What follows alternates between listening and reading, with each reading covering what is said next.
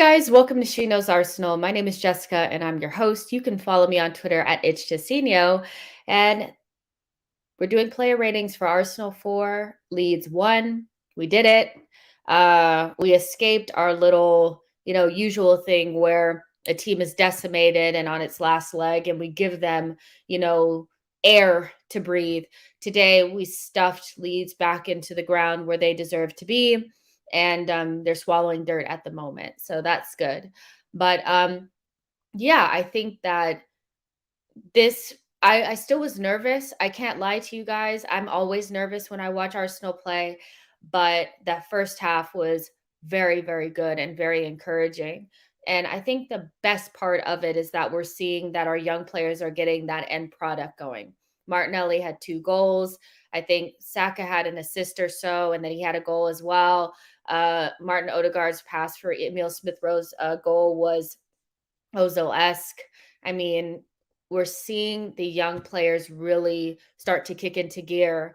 And so for me, that's exactly what you want to see.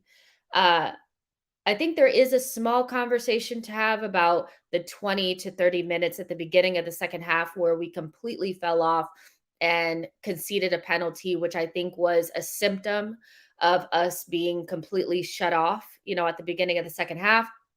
Granted, Xhaka, I think, also started off that second half poorly. With I don't know what his mindset was, but it was kind of like, I'm going to come out swinging, and we didn't need to come out swinging. We were up 3-0, so I don't know why he needed to be out here acting up. But like, there are better ways for us to put our foot on the ball and control the match, but take our foot off the gas. But we're not quite there in terms of our progression. That being said, that's something we need to work on and we can work towards. We're not going to be perfect right off rip, but it is a data point and it's something that we can look to and be like, okay, well, when we go up 3-0, when we go up 4-0, when we're battering a team, how can we control the game without losing control? And that's something that I want to look at moving forward. But overall, great performance, good end product. Didn't miss aubameyang again. Just have to put that one out there. And the young boys are doing their thing. I hope that Tomiyasu, that was just a cramp. God forbid we have to play Cedric in any more games. I thought the guy was a real reason why we fell off as well. He's just, to be expected because he hasn't played, but just seeing him again was like, whew, no, and it was just great. You guys know I have an agenda against Leeds. I don't think they're a very good team. I think that them being great was significantly overblown last season because they left the back door open and they were fun to watch. It was nice to just put them in the dirt. I loved it. I live for it. Every day that we beat a lead side, I'm like, nice. So we're sitting in 4th. And one thing I will say is that I would rather be in our position than in Spurs and Man United's position, because although we know that they are good teams in their own right, Conte is a great manager. Ralph Rangnick is going to be, trying to reinvigorate this talented United side.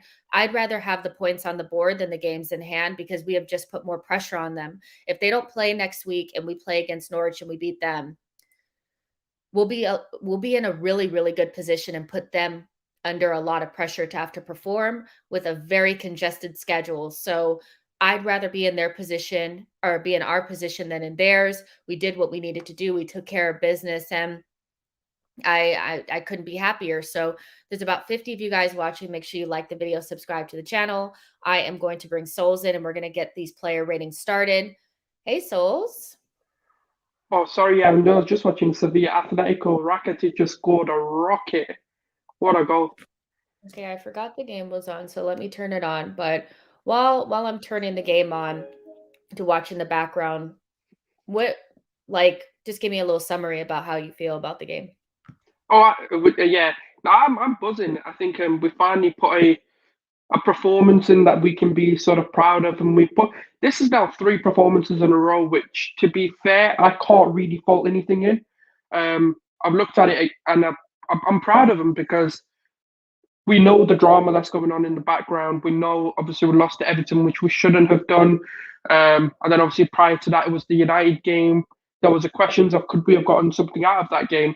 And they've bounced back, and that's kind of important to look at as well. Can we bounce back from adversity? And to be fair, not only have we bounced back, but we put in arguably three of our best performances in a row.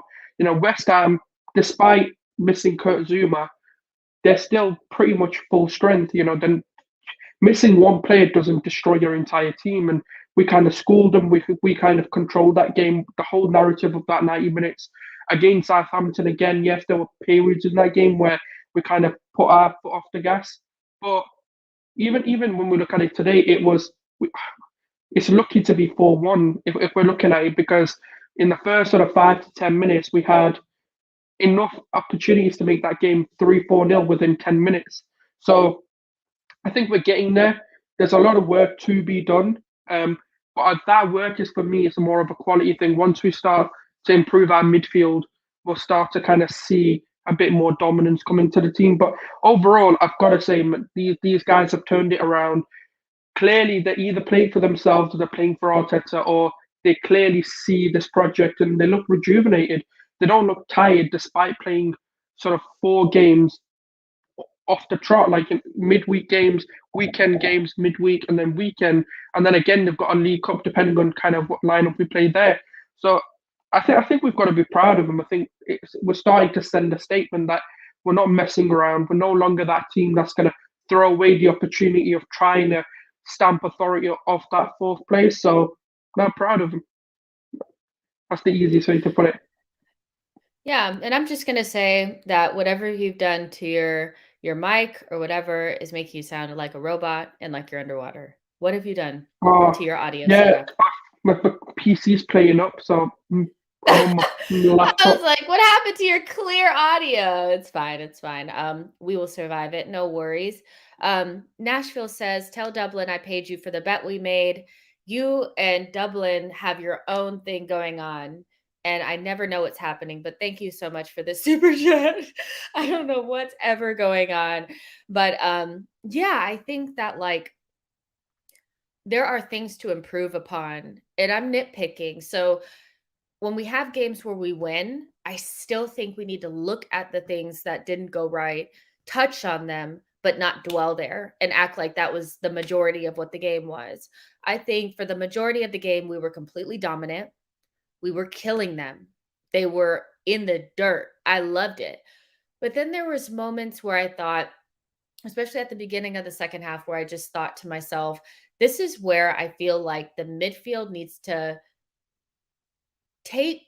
put their foot on the ball and establish that dominance and say, we're just going to slow things down. I just felt like, in particular, Granit Xhaka and Thomas Partey didn't do a great job at that. And had we been playing a better team, I think we would have been punished for it. And that's all I'm saying, is that like we just really need to figure out a way to come out in the second half when we're dominant and not sit back and not be sloppy. And it was just all of that culmination of sleepiness and taking the foot off the gas, I think, led to the penalty that Ben White gave away. And then finally we were like, okay, let's wake up. That's a young player issue. I expect young players to go in and out of games and not know when to slow down and go through the gears. But I expect your senior players to say, can you just calm down? Give me the ball. We're just going to circulate it. We're going to circulate it now. We're going to keep possession, things like that. And so that's kind of where I sit with that. And we don't have to live there and bang on about it. But I think there is something that happens with this team away from home when we go up a goal or two, where we just completely go flat. And some of that, I think, came from Granit Xhaka coming out in the second half like an idiot. I don't know what that was, but it was like, I want to fight now. Don't be big man now. Just let it. We're up 3-0. But let's get into our player ratings. Well, first, Matt G is saying, is there an award for should be assists? Odegaard would be around 15 if he put away his chances. Look, this guy needs to shoot like with his right foot. I think he's in good positions to shoot with his right, but I think he has a little bit of the Ozil about him, where there was times where Ozil could clearly have shot the ball, but he deferred and decided to pass. And I just think It's the number 10 in him. It's the creative person in him. But the assist that he put in for Emile Smith-Rowe, I mean, that was just it was so good, so I think Odegaard will get better as time goes on, but let's start off with Ramsdale. What did you think of Ramsdale's performance, and what would you give him in terms of a rating? What did he do? I don't think we allowed him to do anything. Like, 'cause Apparently, he it was just celebrated when Ben White gave away the penalty. I didn't even see that, but somebody was saying that but he because he thought it celebrated. was a good tackle, not because the penalty was given. No, I don't know what you had to do. Well, I'm trying to think back. Was there really any point where you had to make a save or do anything? I mean, his distribution was good, but he didn't actually have anything to do. So I think it's just I don't know what to say. Just a 6. Just, standard 6 because, well, I don't Well, know because we didn't Leeds get a didn't do clean anything. sheet. Yeah, we didn't get a clean sheet. He didn't have his distribution was okay, but it wasn't like, there's nothing of note. And I think it's okay to give him a 6 during this game and it not being like he was terrible, like we were dominant, he didn't have much to do, and we didn't get a clean Yeah. sheet. So there you go. Let's talk about Tony's gonna give him a 7. That's fine. Whatever. He, I mean, he had nothing to do. That's the issue. So I can't give him it's anything like more than just a standard whatever. score. Yeah. Yeah, no, I get you. So Tomiyasu, honestly, I have to say, I thought that he had a fabulous game. And when we were doing the thing that we always do, there was a moment where I think Rafinha may have crossed the ball across our goal. He bumped whoever was there, Gelhardt or whoever was there, bumped him out of the way, let it go Yeah. across him, won the ball, beat one player, beat another, and then got the foul. And I think that's where maybe the cramp came in. And then Cedric came in and I was like, you need to be fit because I was getting traumatized. But I thought out of everybody in the back line that for me, Tomiyasu had the best game. He was solid again. I would give him a solid 8 today because when everybody was asleep, he was like, oh no, like I'm not about this life, this sleeping life. And I think he didn't have much to do in terms of getting into the final third and doing that part, but I think he was good. So I'm going to give Tomiyasu an 8 today. No, I have to agree. I think even his attacking game has gone kind of another level, which is kind of what we wanted to see. We wanted to see whether he could take his defensive side, which we know he's got, and we know he's more of a defensive right back, but he's taking people on. He's, kind of becoming a lot more pressure resistant and showing more elements to his game, which is kind of good to see. And he did really help us attack the game a lot more, compose the back line. I do think, obviously, we're going to get onto them, but I do think the back line wasn't I wasn't as confident with them today. But Tomiyasu I had no issues with, and he helped our attacks as well. So I've got to give him an 8. I don't think there was anything he did wrong. Everything that came to his side or anything he had to deal with, he dealt with. So you got to give him credit, especially with the performance the centre back side. Yeah, he was really, really good today, and it's just so noticeable. Then you see Cedric, and then you realize actually how good and then he you're is. like, oh my gosh, like He's actually Tomiyasu, really please be good. okay. Exactly. Nashville says, Jess, how was it watching Wifey and the side piece standing next to each other? Did you get a little pit in your stomach when they were playing at the same time? Yeah, I thought maybe there was an opportunity to play Tavares at right back. Maybe he could have did that instead of bringing in Cedric, and maybe it wouldn't have given us but I don't think Cedric is necessarily stable. Like, you know what I mean? So I thought it was strange, but seeing them in there together, yeah, it did give me a little bit like, am I about to get caught? With my two lovers. No, I'm just joking. But I get what you're saying. You guys are hilarious. Wait, I'm confused. Who's wifey Okay, in the side? What? so it's essentially like when we were talking about the difference between Tavares and Kieran Tierney, my analogy for it was that like Tavares is like your new side piece that you're like having fun with, and it's spicy and it's new and make you feel young again. But Kieran Tierney is wifey and cooks you good meals at home, and when Kieran Tierney dresses up, you remember wifey's beautiful, that kind of thing. So yeah, we're just all right, having that fun. makes more But sense then, yeah. we're just having fun. But yeah, I think when it comes to the center backs, like if we just kind of move across to the center backs, I just felt like it's hard to really like go in on the center backs because they didn't have much to do. In my opinion, I thought Ben White had a good game on the ball in terms of him dribbling out of the back, and he did have some nice passes in between the lines. I thought Gabriel was a little bit more loose on the ball than I would have liked. I think he had some errant passes. I have to rewatch the game, and sometimes when you're like freaking out, things look differently. But I think it was a combination kind of similar to Ramsdale where they didn't have much to do. They were all right, they did their job, but like when we fell asleep, Ben White giving away the penalty was like, I think was the symptom really of us doing that, and so he's gonna get the brunt of the like, oh my God, Ben White, but like everybody was asleep. But so I'm gonna give Ben White a 5. And I'm gonna give Gabrielle a 6.5. That's what I'm gonna do. What do you think? Yeah, I'm glad you spoke them both together because it's hard to talk about one without the other. Yeah. For me, I need to watch this back. Obviously, it's in the emotion during the sort of drama of the match. I felt with the Rafinha when they countered us off a corner, I don't know who's to. Well, there's no one to blame because no one scored, but I don't know whose fault it would have been because Tierney covered the man, but he could have done better. But at the same time, I felt like Ben White just came too close to Tierney to give Rafinha the cut. So I was like, I don't. It's difficult because when I watch it back, I might be like, actually, that was the right thing to do. But right now, I feel like that was the wrong thing he did.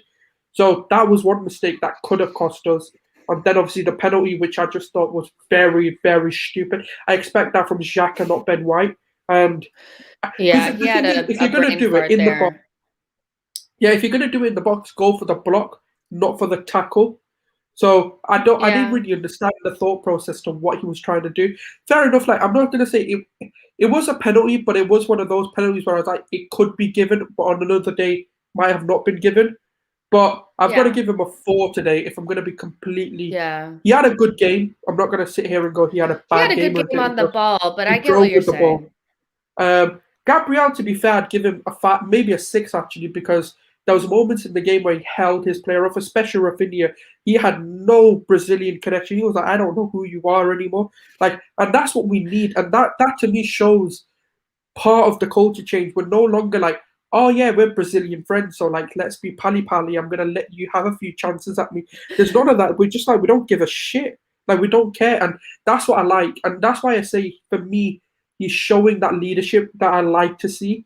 So for me, I'd say 6. I know, guys, it's a bit harsh, but we're at that stage where they're performing. If I'm gonna constantly give them a 5, then what is a bad game for them? This for Ben White is a bad game, and I have to call it out for what it is. Like I think, and we're not like, and I think that's the thing. It's like it's important to be honest and acknowledge the mistakes that were there, even though we had an overwhelmingly like dominant performance. And that's because I personally think Gabrielle and Ben White are going to get better. So to me, this was not like a standout game. Like they did not have the same game that they had against West Ham today. And I think because they may have had a little bit more to do against West Ham, but the falling asleep, the penalty giveaway, those are just like little things that we're nitpicking. So I don't feel bad about that. Craig Malloy sent in a super chat. Thank you so much. He says, should Martinelli get the number 14 shirt? I think we're going to have like probably a whole section on Martinelli when we get to his player ratings, but I think he'll end up with the number 9, to be honest. Like if I was him, I'd take the number 9 or the number 11. The number 14 is a weird one. I don't know if he has any sort of connection to it because I'm not sure he was even alive when Thierry Henry was playing. And I think most players that take the number 14 maybe are taking it because of him.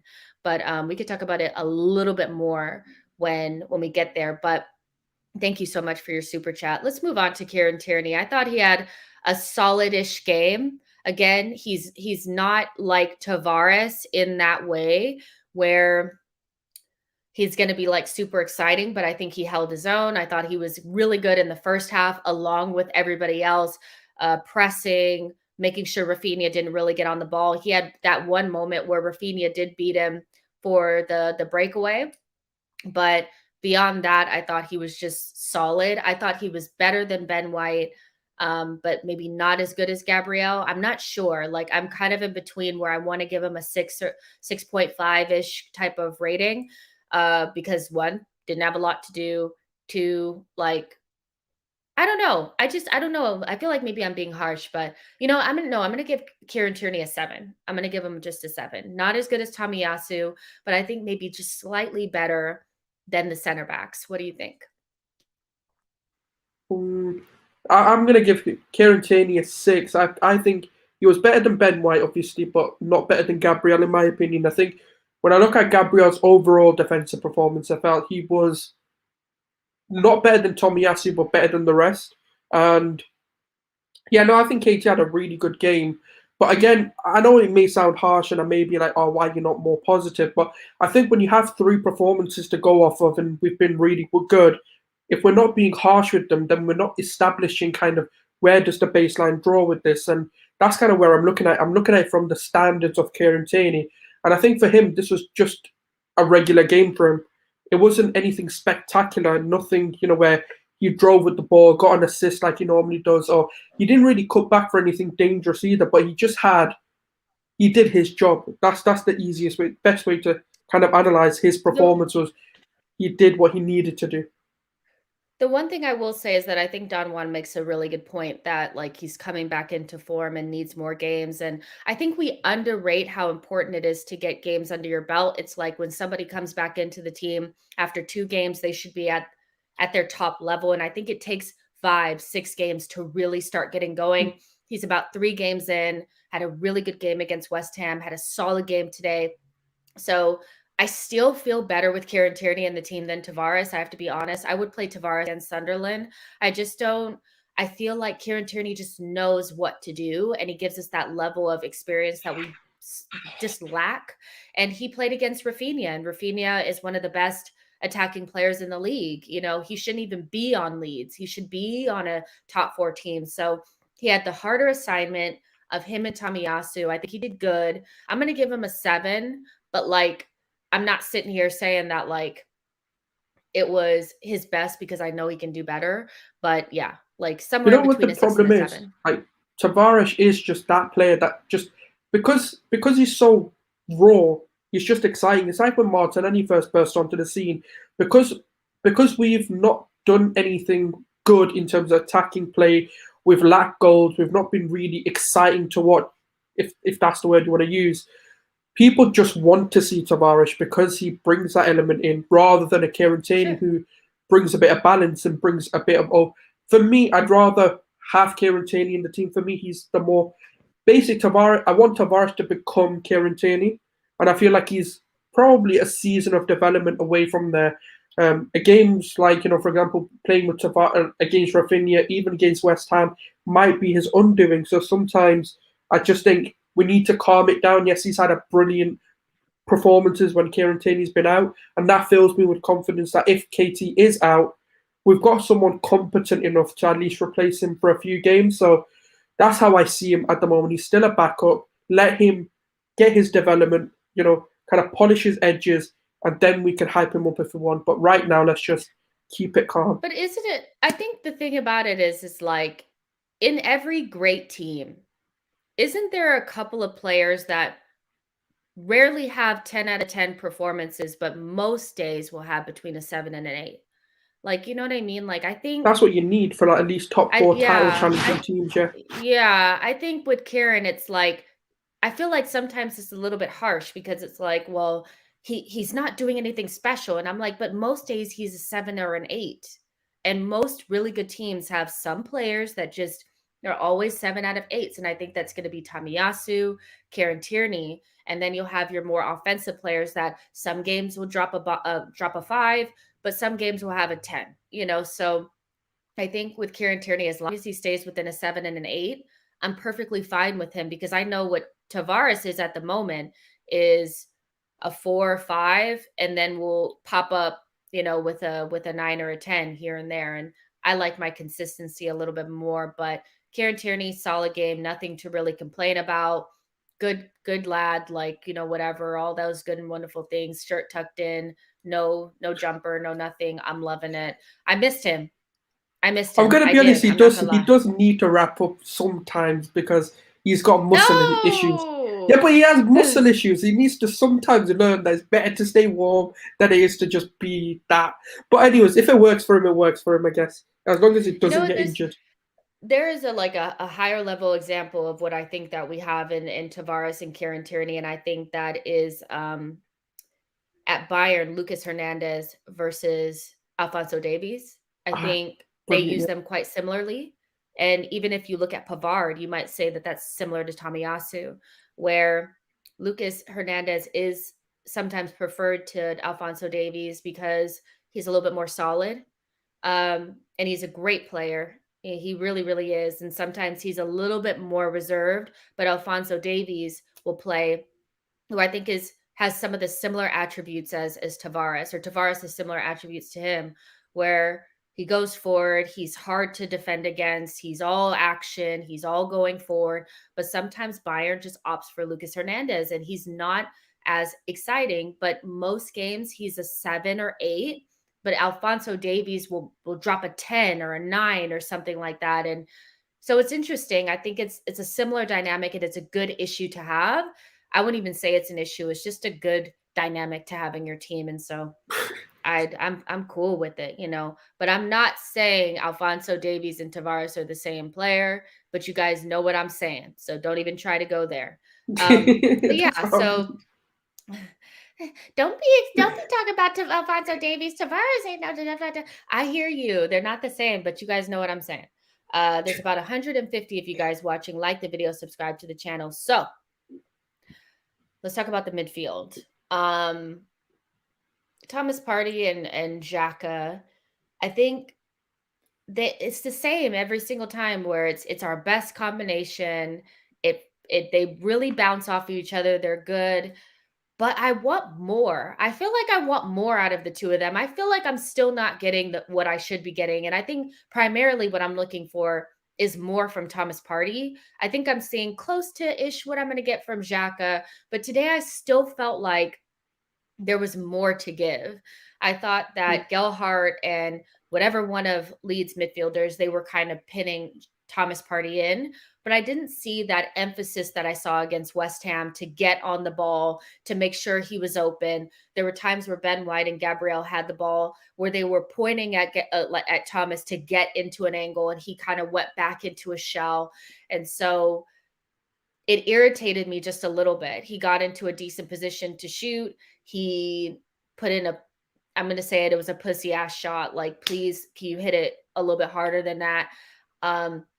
He had 2 shots that I just thought, freaking bury it, bro. Like, come on, bury it. Like, what are you doing? And so, although I think that his performance was good, I need him to go up a couple more levels. I really do. I think he regressed from West Ham back down to I think he regressed again.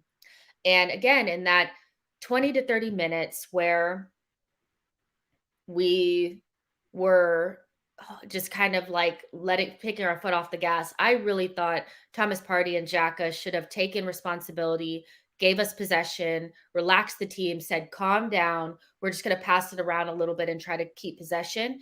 And I just didn't see that from them. And maybe it's something that I'm asking for that they can't do.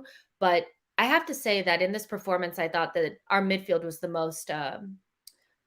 most disappointing. Now, in the first half, they were good. They pressed. Xhaka got an assist. They were okay. But they need to go up a level if we think we're going to sustain this title challenge, in my opinion. I think that Xhaka and Thomas Partey. Whoa, did you just say title challenge? Or did you mean top 4? Top 4. Yeah, I was going to say they're going to rip you for that one. That's what I meant. Top 4. But if we want to sustain a top 4 challenge, I think that they need to start having 8 and 9 performances and not 5, 6, 7s.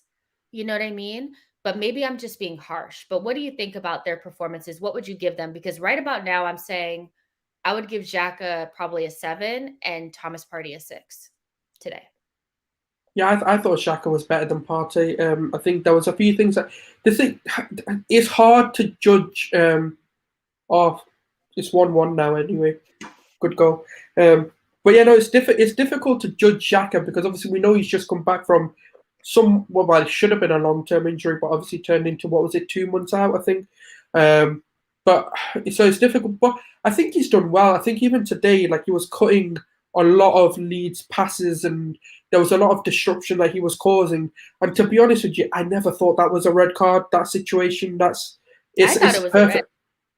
I think that's just a tackle. I mean, the issue is, right, I don't agree with this. I get, like, if it's a harsh follow through, but I don't know where it's one of those where, yeah, I get it. I get why it's a shout for red card, but what do you want a player to do? Not tackle a player, because that's the only alternative to that situation. But for me, I think what I've been seeing, and this is the hypothesis that I said in our group chat, and I was quite, because I've been thinking about it. When we have Xhaka in the team, I feel like we dominate more periods of the game than we do without him. Whereas, like, if you look at it, like, he's played, or Everton, it was his first game back, so it's a bit harsh to give him that. But if you look at Southampton, for example, if you look at West Ham, for example, and you look at even today, we've dominated far more periods of the 90 minutes than we haven't. And we've sustained our attacking game. Even when you look at Spurs, for example, but then when you take him out of the equation, we've won 1-0, we've won 2-1, we've had scrappy wins. So I do think there's credit off the ball for him as well. But I feel like, obviously, there's a lot of work for them to do, because it's been a while since them two played together. We've had interchanging midfields. We've had Ainsley and Lokonga playing. We've had Partey, Lokonga playing. We've had, different midfield pairings. And now, obviously, we're starting to look back to sort of a consistent midfield. Partey does need to step it up. He's been very in and out. He had a good game against West Ham. For me, for his standards, he had a poor game today. He regressed. Yeah.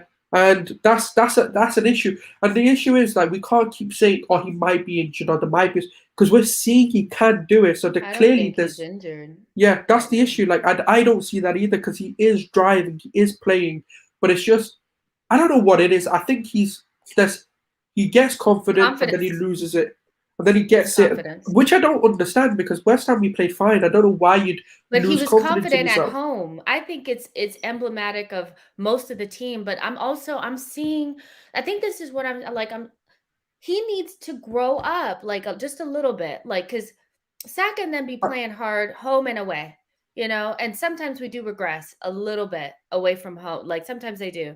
But I think Thomas Partey really had the fans behind him against West Ham. And so he was really on it. I think today he just regressed a little bit because he wasn't at home and he was nervous or whatever, and he lacked that little bit of confidence. I still want to give him a little bit more time, but, like, he needs to have a better game than the kids at some point. We can't be giving him 6s, and because we know we're going to give that front 4 9s. And they're kids. Yeah, because for me, Partey gets a 5, Xhaka gets a 6. Well, I think Xhaka gets a 7 and Thomas Partey. Oh, gets a 6. But I hear what you're saying. It's a 1 difference, yeah. Yeah. No, I hear what you're saying. So, and I do think, but that needs to improve, because it's the issue that I also have. It's a depleted Leeds side, and I know people are like, by the way, I am very happy, but I'm also someone that I like to look at the game for what it is. They're a depleted side that we should have beaten, and I expected better from Xhaka and Partey in a game like this. I was hoping, because the first half is what I wanted the second half to be as well, or at least just hold the ball better and control it a little, especially from Partey. This is where I thought Partey in the second half should have shown a little bit more than he did, because that was perfectly now set up for Partey to now take over from Xhaka and go, right, I've got this. This is my game now. Let me break this lead. But we didn't see that. And that's an issue we've had all season. The senior players don't take credit, like, don't step up. And I think they were a big reason why we could not control the game at the beginning of the second half, because the way that Xhaka came out was stupid. That whole standing in front of Click so that he couldn't kick the ball, then doing that bad tackle, I just thought that was just so, so dumb. And there were also times where I felt like Xhaka was too far out on the left-hand side and left Thomas Partey isolated. But I'm hoping that it gets better. We only have like 3 games or so before Thomas Partey has to go to AFCON.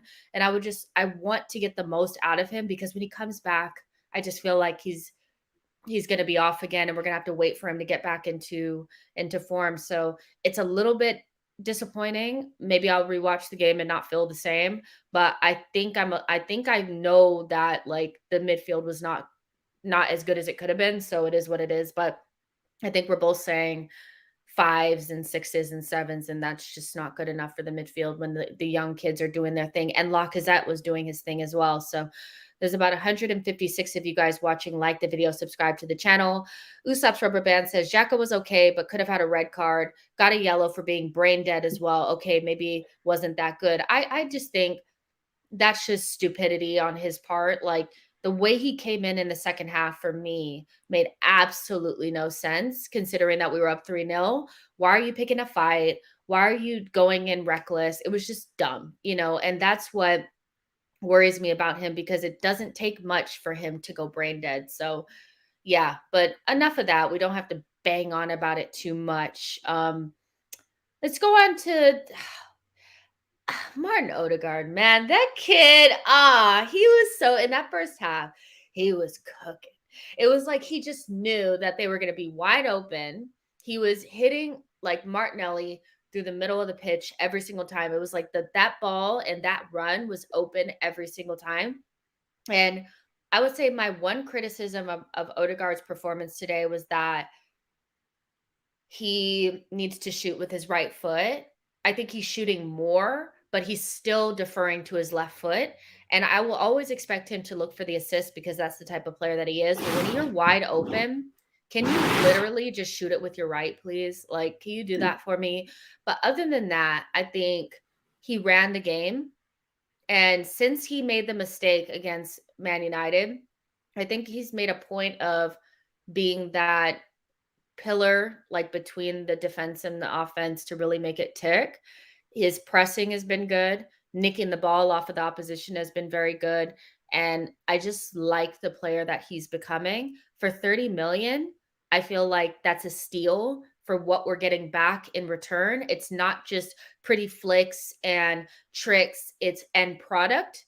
And that pass to Emile Smith-Rowe was so Ozil-esque. I was like, this is what we paid for. This is it. I thought he had a man of the match level performance. I'm not going to give it to him because there's an obvious choice for that, because I mean, the guy like Martinelli, he scored 2 goals. I mean, what can you do? But I think Martin Odegaard is turning into something special, and I'm loving it, especially because over the summer, I didn't know if his end product would be where it is, but it already is. And he's showing that little bit of leadership. So beyond not shooting and not getting a goal, I think I've got to give Odegaard an 8 today. I think maybe we could go a little bit higher, but I still think there's room to grow there. And if he had gotten a goal or shot one of those balls with the right foot instead of holding on to it a little bit longer, I think he would have gotten a 9, or so. But what do you think about Martin Odegaard and his progression, and what would you give him for a rating? I did say to you guys just to be patient, because this isn't only the beginning of Odegaard. Yes, I did. We had an argument in our group chat. Me and George went in on it, because he does it. For some reason, he's not been a fan of Odegaard, should I say. But for me, I've said it before, this is the beginning. This is only a snippet of what Odegaard can offer us. There's improvements in his set pieces yet to come. I've always said that, look, he will add goals to his game. We've just got to give it time. And one thing that we forget, because of how mature he seems and plays, we forget he's only 22. I think he turned 23 the other day. And that's very young. That's still, he's still got loads of room for improvement. His movement off the ball has been better. His communication and his sort of connection with Saka has gotten a lot better. Yes, he can shoot more. But at the end of the day, it's like, I don't expect him to, because that's the kind of player he is. But he's adding goals. He's adding end product. And one of the things which is quite weird, I've got a feeling Arteta's switched his personality. And that's why a lot of these performances are now coming out. Because if you think about it, I think United and Everton, he was still the sort of nice guy to the players. And I think now he's just turned into like a man possessed. And he's like, I'm not taking no more shit off any of yous. You're going to perform. And I feel like Odegaard's kind of embraced that. And that's what it feels to me, because I think he had a bollocking done. I think Arteta ripped into him. and told him that you can't be doing that shit in this club anymore. And he stepped it up, and he's had two goals. He had a goal against Southampton, did he? And yeah, well, he had 2 goals, I think, in the span of the 4 games that we've had. And there's more to come. He's 23. I think we forget how young he is because of how experienced he is. Yeah. And he's been. I like him. I think there's a lot of promise there. There's brilliant playmaking, brilliant control again. He's driving with the ball a lot more, which is what a lot of people haven't seen Odegaard do. I think 8, is perfectly fine there because it wasn't flawless, but it was definitely better than a lot of plays that we had today. And I think Scott from Arsenal Vision, he had put out something and said Martin Odegaard probably had the best display for a player that only had 68% pass completion. And I think that's because he tries to do difficult passes in between lines that are really dangerous. And so he may miss 3 or 4, but the one that does go through ends up being the Emile Smith-Rowe wonder assist, so that's kind of the thing that I look at is what was the difficulty of the pass. Like if they're just passing sideways and backwards and they have 68% pass completion, then it's a problem. But when you're trying to thread the needle, you are inevitably going to make mistakes. And I don't know, when I watch like the best players at the top level, like even somebody like Kevin De Bruyne, yeah, he has really good pass completion, but when he's trying to pass in between the lines, 9 times out of 10, they don't go through. But the one time that it does, that's the time that we remember. And so again, I'm not saying Odegaard is Kevin De Bruyne, but it's natural for players that play those riskier passes to have lower pass completion. But it's what you get in the end of that really matters. And so for me, Odegaard is doing the business. And I do understand the concerns around what is he going to play like when he plays against this opposition, and this opposition, when the field is shrunk, what will happen? But I think we forget that when we played against West Ham, we basically played in half of the field. We only played in our half. West Ham allowed us to play at the halfway line, and he was very good in that game as well. So in an open field play where Leeds was very open and we played basically end to end, he was very good. In half a pitch where West Ham basically only engaged us at the halfway line, he was fine. So I think, yes, when we're pressed a little bit more, we'll have to see, because I don't think Leeds pressed very well and West Ham definitely didn't press. But I think we're seeing variety to his game, and he's had 4 good performances in the last like maybe 5 or 6 games. And so we can't really take that away from him. Lalitia says, what would Odegaard's next stage of development look like in your opinion? I think, you want to go first, Souls? Answer? Yeah, I think he just needs to, just like Saka, I think he needs to develop his right foot a little bit more, or at least trust it a little bit more. I don't know which one it is, whether he's actually got a right foot or not. And I think the second thing is, like you said, can he do it because he's shown it in big games, because even at United last season, for example, Spurs, for example, so he's showing that he can do it. I just need to see it when the tough gets going, we're down 1-0, let's say. Can he really grab a game by the scruff of his neck? And I think that's the next step for him. We've seen the leadership. We've seen that he's a silent leader, or he can be vocal, but he's more of he leads by pressing. He leads by, initiating attacks. And I think it's just more of that and just being a little bit more consistent, because we've seen 4 games, but then he can also, when he drops off, it's a drop off. It's a noticeable drop offs.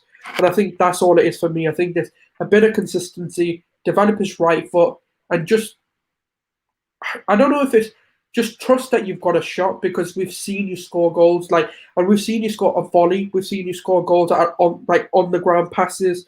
Just trust that you can score. And I think for me, that's when we start to see more of a complete 10. Yeah, I agree with that.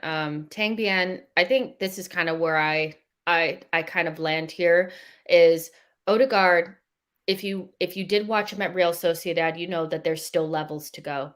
This is nowhere near top level Odegaard. And I don't even think at Real Sociedad he was where he needed to be. But what he had there was he had like a whole season to start and play games, so I still think he has a ways to go. His development has been quick. over the last couple of games where we've seen him go up a couple levels, but I still think he can move a lot faster. I still think we're missing that level of Odegaard where he can actually break ankles. I don't know if people know this, but he has a little bit of skill on him where he can shake and bake somebody and break their ankles and get past them. His agility can be a little bit quicker. I think he needs to work on quicker movements. He's not the fastest player, but you can work on the quickness of the movements that you have. And I think just working on that right foot like Bukayo Saka did for a while. Bukayo really deferred to his left foot and he missed out on good opportunities with his right. I think Odegaard's going to kind of have to do the same thing if he wants to score more goals, but he's on the right track. He has 4 goals this season, 1 assist, and he really didn't start getting into the team until like the Man United game, so before, remember, it was like Lacazette and aubameyang. So I think he's coming along nicely, but 30 million for a player of that level is a steal. And I think at the moment it's looking like the right decision. So yeah, I love it. I love it. There's about 200 of you guys watching. Like the video, subscribe to the channel. Just talked about Odegaard. Let's talk about Bukayo Saka. Another great game for him. He's becoming very, very consistent and somebody that we can rely upon. He has good end product, had a goal, and I think he had an assist as well today. Yeah, he had a goal. And what do you want to give him for his performance? I could have sworn he had a assist as well, but maybe he didn't. But go ahead. Give me your. Did he have? Anyways, I'll just go off what I can remember then. No, I think at 8. Sorry, he has 3 goals and 4 assists on the season so far. And last season, he had 5 goals and 3 assists altogether. So in half the time, he's 2 goals short and has more assists than he did last season. I think you had an incredible overall game again. That's the one thing. I think obviously we like the fact he can score goals and he can assist, but for me it's how much influence can he have on the 90 minutes, because if we're talking about goals and assists solely for a winger, we can play Pepe, that's not an issue, but then we see the issues that Pepe brings, where for me it's not as fluid, it's not as, and that's what Saka does. Saka was driving at players, he wasn't scared to take on, even at the West Ham game, so you can't even talk about he's scared of quality, or when the quality is worse, that's when he performs, because we've seen Saka, and he really doesn't shy away from a challenge, and for me that's the brilliant thing about him. And he's obviously adding goals. He had a goal today. I'm not sure if he did get an assist, but even if he didn't, he was creating ample of opportunities for Martinelli to score, for Lacazette to score, even Odegaard to score, linking up really well, even helping out with Tomiyasu. Even though, because we forget that Saka has the isolated side where he doesn't get an abundance of support in terms of overlapping or even inverted runs. So for me, I think he had a brilliant overall game. He influenced a lot of what our attacking movements are. So I've got to give him similar to Odegaard. I've got to say 8, or even if not a 7.5. But I think it's hard to say. But similar performance again, and I just long may continue. But that is an 8 performance for me. Yeah. Oh yeah, he did. Yeah, he took 2 players on and he dropped them both. It was Ayling and Dallas. It was those 2 players that he sat down. But what I like about what Bukayo's doing now that he wasn't really doing maybe a couple of weeks ago is he's driving at defenders towards the box with speed. I think that sometimes he would stop short, but the one thing defenders really don't want to see is somebody driving at them and going into the box. And really, that's how you create chaos. You don't get penalties. Are you frozen? Oh, I thought you were frozen. I was like, is he frozen? Oh, because you were just No, I'm here. No, I'm here. Okay. Did anybody else think Souls was frozen? No, I'm just reading some quotes because Arteta's press been sort of worded now in it. So I was just reading some of them. I thought. So yeah, it was and I think for one of the goals, it wasn't clean. It might have been his goal, but he drove into the box, kind of missed the shot. It bumbled around. Lacazette tried to get it, and then he finally got it and shot it, and it deflected and it went in. And that level of chaos is something that defenders don't want to defend against. What they want you to do is stop short or go wide or be indecisive. What they don't like is for people to drive at them with speed. And so Saka's doing a lot more at that. And I think he's our most productive player, but sometimes he doesn't get the end product aspect right. So what I mean is he creates the most opportunity. He does that, but then sometimes the assist is just short or somebody misses it or the shot doesn't come off. And I think that is the last part of the puzzle that I know is coming. And when it does, he's going to be really, really scary because it's not often that you find somebody with that level of technical ability with the footballing IQ to go with it this young. So I think he was good again today. Not quite the West Ham performance, not quite, taking the game on his shoulders against Newcastle, but a great Saka performance. So I'm going to give him an 8 as well. I think he was good. A little bit harsh on Odegaard. Maybe I should have given him a little bit more because now that I'm giving Saka an 8, I thought Odegaard's performance was just a slightly bit better, but I need to rewatch the game. But I'm going to give them both an 8. I agree with Yo-Yo that Saka is Arsenal's most important player because he is our most productive player in terms of getting us into the box, getting us into goal scoring opportunities. And maybe the goals and assists aren't there, but for him to be 2 goals short of what he did last season and 1 assist beyond what he did last season, and we thought he was good last season, I think just shows that he's improving, So are you okay with giving him an 8? Cool. Yeah, that's what I gave him. I think 8? Okay. It's difficult. I know. Like Odegaard had a different performance and Saka had a different performance, so that's why it's a little bit difficult to. Because maybe when we watch it back, we think actually no, Odegaard was just levels ahead. But at the minute, I'm just thinking the way Saka played and influenced the game was different to the way Odegaard did. But they both were needed. That's why I want to put them on the same level. All right, Martinelli. You guys, literally. Tears in my eyes. And I want to make this very clear that on this channel, I think we've been all kind of on the same page around how Martinelli has been handled since his meniscus tear.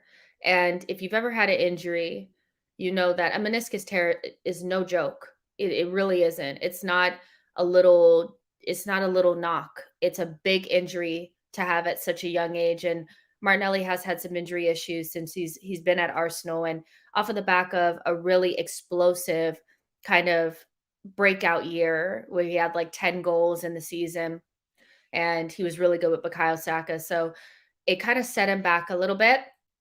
And over the last year or so, it's been a lot of Arteta hates Martinelli. He doesn't play him. He doesn't rate him.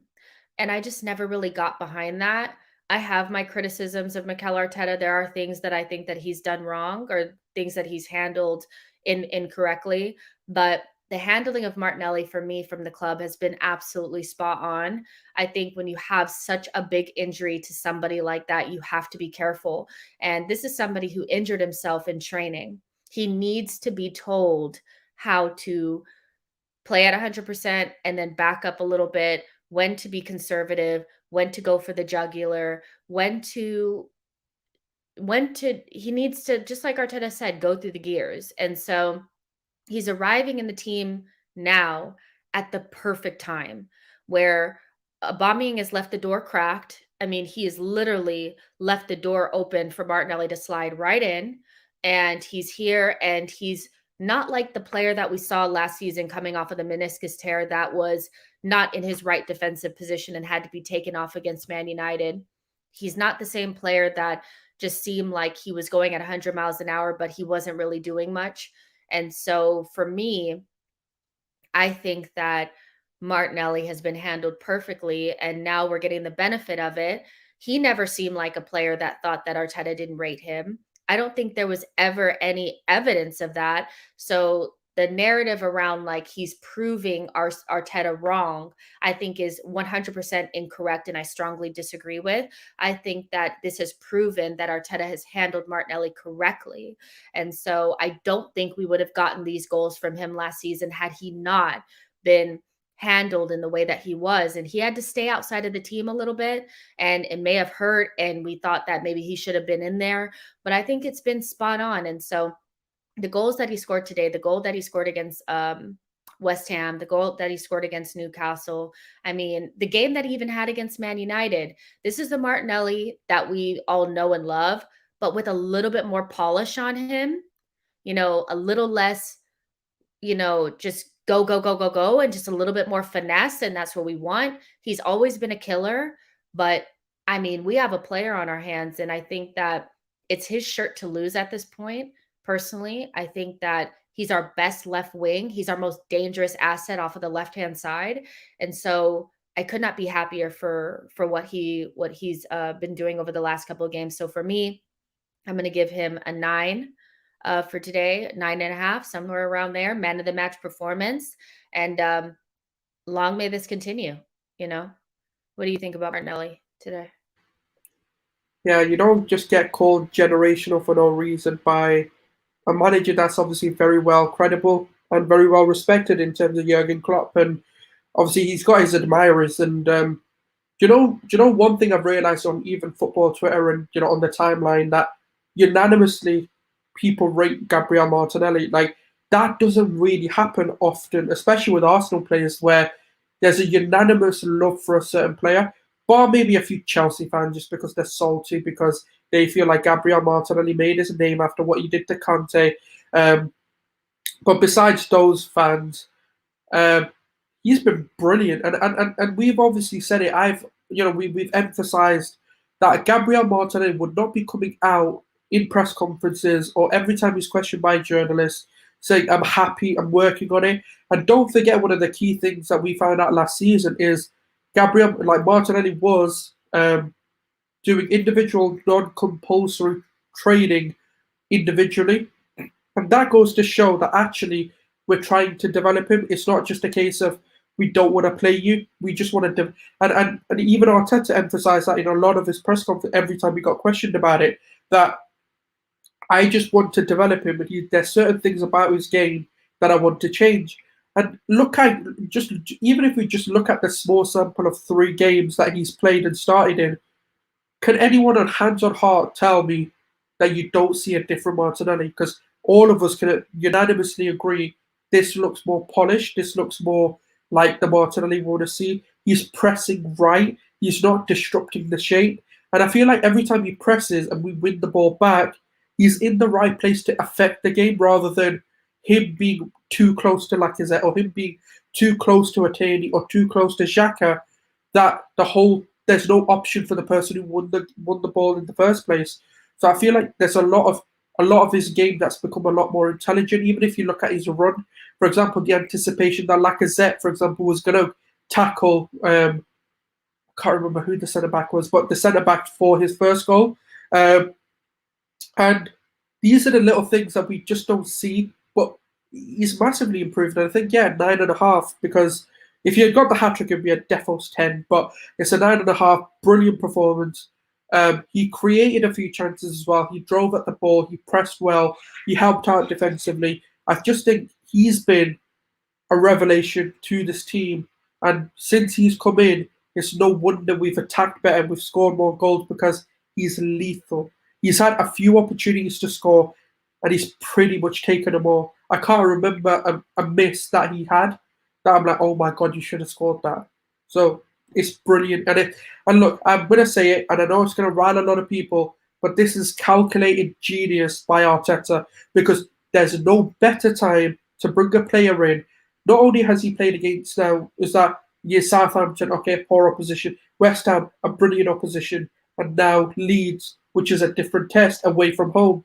He's had 3 different tests, and he's passed them all. Unfortunately, it means ESR loses out on a spot, but that's a brilliant, brilliant predicament to be in, and that's what we want as Arsenal fans, where we're like, but ESR, but Martin, we can't really drop him, so whoever you play, we don't really care, and that's what I love.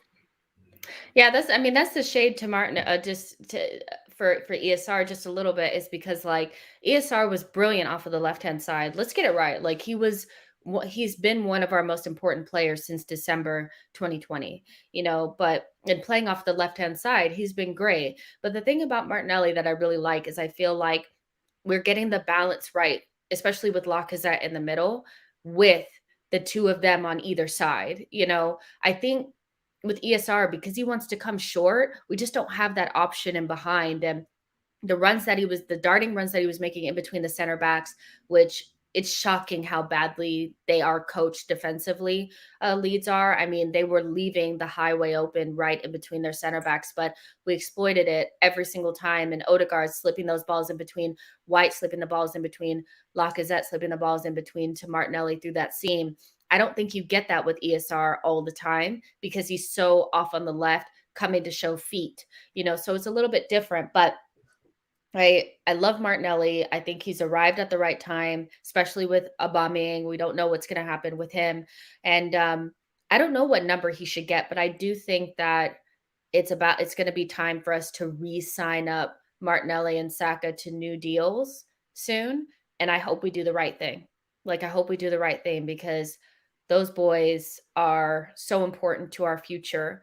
And Martinelli, I wouldn't be surprised if you got the number 11 or the number 9, but if you had to kind of use your crystal ball to kind of anticipate what number you think Martinelli would be going for, would you think it's 11, 9, or something else?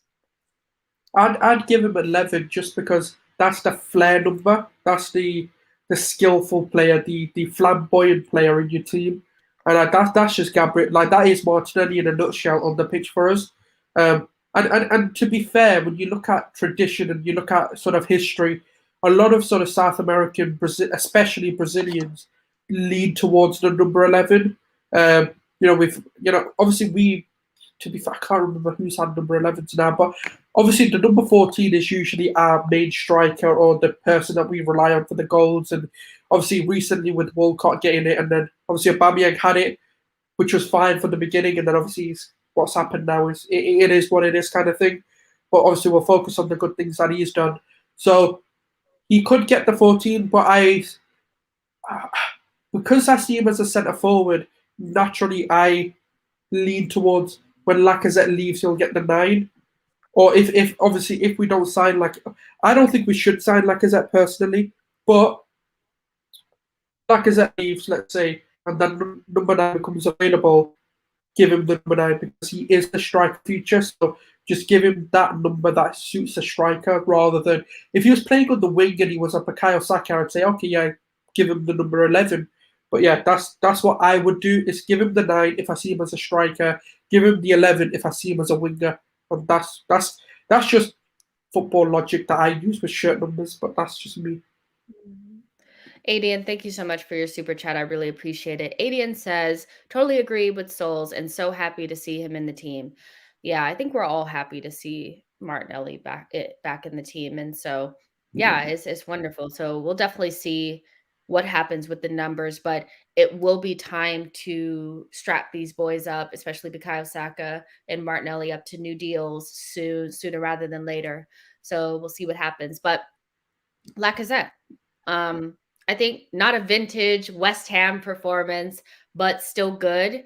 And I just think that we play better with him with these young players and around. The issue was always that when they didn't have the end product, it left you wanting Aubameyang because it's like, well, Aubameyang is our best striker and we're not really getting the goals. But Aubameyang really wasn't getting the goals. Now that the Odegaards and the Sakas and the Martinellis and the ESRs are getting goals, it's kind of like, I don't miss him at all. And I think Lacazette's work rate, although was not the same as it was against West Ham, but his buildup, his pressing, his ability to find the pass. And even in the first half, I thought he was really, really good. I think this is just going to be our Band-Aid until the end of the season, unless they decide to move up that striker, signing into January. I just think that this is what we're going to be doing. And if he can keep it up, I think it's going to be just fine, but definitely not at the level that he was at against West Ham. But I think a 7 is just fine for Lacazette. I think he was better than the center midfielders in terms of keeping control. I thought It's just weird to me that I felt like Xhaka and Partey just like let the game just go out of control. And I'm like, hello, do we have any experienced senior players out here? But I thought Lacazette was just a step above them. He should have scored a couple of goals at the beginning of the game. Quite wasteful of him, in my opinion. But I'm willing to give him a 7. I thought he was just fine. What do you think about Laka? Bar not wanting to score, he had pretty much a good performance. I don't know, is he allergic to scoring goals or something? Because sometimes I'm like, come on, man. Like, for a striker, that is your bread and butter. Like, the opportunity. I mean, the thing is, I know it may sound hard, but in that first opportunity that we had in the first 2 minutes, he could have done one of two things. He could have either slid Saka in first time, and I would have been like, fine, you didn't shoot, or just bury it. That should be a goal, like, regardless of how that goes in. And then he had a few other opportunities where, for me, just didn't really finish it. He didn't look composed in front of goal. But overall, Lacazette's he's a fake striker. He's one of those. He plays striker, but in reality, he's everywhere but that. And I liked his performance. I think he offers us a lot to the team in terms of bringing in Saka, Martinelli, Odegaard to a level as well. And it allows players to kind of get forward when he holds up the ball. He's such a hard one to rate because, yes, he did everything but what a striker needs to do. So it's a bit of I don't know. I don't really know what. I say it's 7. If you it's gave, a 6 if or you a 7. gave him a 6, if you gave him a 6, I wouldn't be like, oh my God, are you serious? Because like, yeah, it's like a 6. It's hard because it's like there's a shout for any rating because if you look at Lacazette and what he does, that's just a vintage Lacazette what he did, bar getting a goal. But he didn't score the goal, So yeah, that's why like I give him a 6, yeah. Okay, Or a yeah, 7 6 even. I think a 6, anything between a 6 and a 7 is fair enough for Lacazette. I don't think he hindered us, but he didn't like give us the goal that I think he To a had level, he ample did help opportunity to us, give us. but he didn't. Like it's so weird because it's like he helped us but didn't help us, but he did. No, He I did hear hinder that. us, but it was just a weird one. It was just like, yeah, he did his job. 100%. There's about 210 of you guys here. Like the video, subscribe to the channel. I think let's go for Smith Rowe. I think he's the last one. Yeah. But Cedric had more time, so we could go him first because he was the first sub. No, he has to go last. I mean, he was just so. No, we'll end on a positive. There's no point ruining the mood But at I'm the ready end. to talk about Smith Rowe because I just saw something that I've lost it now. But Smith Rowe now has 7 goals in the Premier League, That's and correct. he has 7 goals in the Premier League, so that makes him equal with Bernardo Silva. It makes him equal with Ronaldo. He's in good company. Like the kid is scoring goals, and whether he's starting. I saw the graphic here and I lost it, and I'm so upset that I lost it. Yeah, isn't it But like he's 8? Isn't it like 8 goals, 4 assists in all competitions now for him? Yeah, in all competition, it's 7 in the Premier League, and he's up there with good competition there, and he's scoring goals whether he starts or whether he comes off of the bench. I think that is he took Arteta saying like literally like you need to be scoring goals very seriously, and the goal that him and Odegaard linked up for me was so nice, and it wasn't like a 100 pass move, but it was direct and it was great. And so Smith Rowe, it's interesting because I think Martinelli is the better left wing at the moment and Odegaard is the better 10 at the moment. But there's something about ESR that makes me think at some point he's going to be really hard to keep out of the team, because physically, I think if he bulks up, he's going to be very hard to deal with. He's adding in product. He's deceptively quick, and he just does things that other people cannot do. There's the skill set that he has that Odegaard doesn't possess, that I think is something that we are going to need. So that's why at some point I just have this weird feeling that we will end up dropping into 2 8s and a 6, and it will be Odegaard and Smith Rowe, so you can get both of them into the team, because they're going to be so good, but they're so different. And so I think he's good. He scored another goal. I'll give him just an 8 for that. But he's in good company there with 7 goals on the season so far, and people will say that he's outperforming his XG and all of that, but I just think the boy's being clinical as hell, and we're the beneficiary of it, and so I have nothing but praise for Emile Smith-Rowe. What do you think? Yeah, there's only 4 people above him in terms of goal scoring. It's Rafinha, Vardy, Jota, and Salah. He's equal with Dennis, Ronaldo, Mane, Mount, Silva. So when you think about it, like even Bruno Fernandes has got less goals than him. You're looking at Antonio with less goals, Gallagher with less goals. Even Son's got less goals. Obviously, Kane's like right at the bottom of this list anyway. But there's a lot of players like and a lot of criticism given to ESR because but he doesn't score enough, he doesn't assist enough, and he doesn't do this and he doesn't do that. Now he's scoring when he starts. He's scoring off the bench. It doesn't matter the amount of time he plays. He's given us. He's got that Pepe about him where you're like, okay, he's gonna give you a goal or an assist, and that paired with the fact he'll give you a good, competent 90-minute game as well is exactly what we need. And it is hard. Look, he's being hard done by because of how well Martinelli's taken that role, and we know what Arteta's like. He's always going to reward good performances, and eventually he may need to find a way to fit Martinelli, ESR, Odegaard, Saka into the same team, whether that's Lacazette missing out and Martinelli becoming a striker. Obviously, time will tell when he pulls the trigger on that. But for me, brilliant. Again, he took his goal really well, anticipated the pass, and yeah, you can't give him nothing less than like a 8 really, because he did what he came on to do, which is score a goal, and he did that. 100%. So let's just move on to, I think, honestly, I don't think Tavares was on long enough for us to really give him a really big ranking. Yeah, it was But on for like 8 Cedric, minutes. Cedric, I thought was kind of the source of some of our issues once Tomiyasu came off. It was weird. It was like he wasn't up to speed, and I kind of I get that because he hasn't really played that much, but it just drove home how good Tomiyasu has been, and how if Tomiyasu is not going to be fit, then we probably do need another right back because he's not up to the standard. But I'm just going to give Cedric 4. I thought he was really poor, and that's just. But I also didn't like seeing him again. So it's probably a little bit.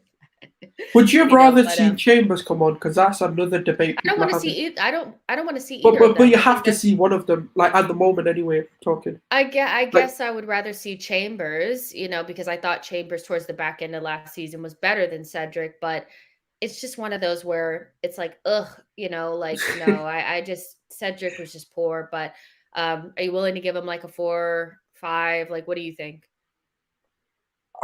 You know what? Yeah, it shows how good. The good thing is it shows how good Tomiyasu actually is, because I think we've forgotten actually, because we were just like, yeah, he's really good. But then now we're like, he's really good, and I think that's kind of where the differences come, because we're seeing what we were used to, and we finally got a glimpse of how much actually that position has improved. So I don't even know. I'd give him a 2. I just don't want to see him unless it's a league game. That's okay. Sohan says, Jess, Tomiyasu's substitution was a precaution. Thank the Lord, because I don't want to see Cedric anywhere near this team. Okay, I can't do it. Not even against Norwich away. I don't trust him. But he was bad. And I think I'll just, how I am. If we win the game, Arteta gets the praise. If we lose it, it's on him. And so I think Arteta, I give him a 9. I do think that there were some issues towards the middle of the game, but there was no Ainsley Maitland-Niles on the bench, which I think kind of effed him up a little bit. You didn't have Sambi because of COVID, so you couldn't sub Xhaka out potentially if he got a red card and brought in somebody better than Elneny, which I think is an issue. I don't know what Ainsley has done to not be on the bench, but he didn't have him. And so he got a let off on that one. Had Xhaka been sent off, I think we would have been looking at it like, oh, we're bringing in El Neni when you could have brought in Ainsley Maitland-Niles, who I think is better than El Neni. But a 9, I mean, there's nothing really to go in on him about. Like, we won the game. We're the better team. We didn't succumb to the away day against a really shitty team, give them a leg up thing, so just give him a 9. What do you think? Yeah, I know a lot of people are disagreeing, but the reason why I would also give him like an 8 or a 9 is because we had in the first half, I believe it was, within the first 25 minutes, we had 11 shots on target, for example. That's not the fault of the manager they couldn't finish and have that scoreline be 7-8-0. Because if we're being real, let's say, for example, we had the perfect, most of those shots went in, or even 80% of those shots go in, that's a 7-8-0 game. And we perform that way. I guess my thing is, if the first half was damn near perfect, and then the second half with the exact same players and the exact same conditions, because Leeds did not get better, is worse. That's on the players. Like, exactly. To me, that's the players. They dropped off. So I'm not really sure how we can blame Arteta for it. He got it right. Like, he got it right, and so exactly. we just had to move on from it. Like, the way really we played everything, I think he was bang on. And the issue is, I blame the manager if we didn't create so much, and if we weren't as dominant, then I'd be like, okay, maybe the manager's system is wrong. But you can't sit there and say, after like having like 15 to 20 shots on target or having shot opportunities, having Martinelli created about 6-7 chances. You had Odegaard with like 4 chances created. Having these kinds of games where legit your finishing has let you down, a manager can only get you into the final third. What you do in the final third is now up to the players and how they perform in that. And he set us up to be near right perfect. And you can't really. I thought, look, it's 4-1 because Ben White did something stupid. Otherwise, it's 4-0 because if the penalty never happened, I don't think they had an opportunity to score. So you can't blame the manager for a player making a mistake as well. So yeah, I think like an 8 or 9 would be very justifiable. Yeah, I mean, I just can't see how that's on Arteta. And S is saying, I think you're overlooking the overall 90-minute performance because of the result. But if the team can play the way that they did in those first 45 minutes, and then that same exact team turns around and plays like crap at the beginning of the second half, I'm not quite sure how you can blame that on the manager. I really don't see it. They were magnificent in the first 45 minutes, and then they dropped off. Their mentality went down. And if you saw Arteta on the sideline, he was going mental. He was not sitting there going, you know what, sit back and play like shit. He was furious. And so the one thing that I can ding him for is that if Granit Xhaka had gotten the red card, he wouldn't have had Ainsley on the bench. He would have had El Neni. And I think he's a worse footballer than Ainsley Maitland-Niles, especially with Sambi out. So for me, they were a shitty team that is very equal to me to Everton, where we could have given them a little bit of a boost. Everton was just as depleted as they were. So it is what it is. For me, I could give Arteta an 8 or a 9 or whatever. I usually go pass or fail. I think for me with Arteta, it's mostly pass or fail. I think he passed today, so it is what it is. But we're going to go ahead and wrap things up here. Thank you guys so much for tuning in. Like the video, subscribe to the channel. Make sure that you guys follow Souls on Twitter at GoonerSouls. Let me put it up for you guys. Why is it not like working for my life right now? Oh, because you got. I think it's a comment up. That's why. I don't know. Yeah, I know. I can't figure out my life. Okay, make sure you guys follow Souls at GoonerSouls on Twitter. Follow me at itchjustino on Twitter. Back on Monday with the post-match to dive into this a little bit deeper. And I'll see you guys then. Thank you guys so much for all your super chats, tuning in. There's many places that you can be other than SheKnowsArsenal after the game. And I appreciate you guys spending time with me and Souls. So really, really appreciate that. Like that video, subscribe to the channel, and we'll see you guys on Monday.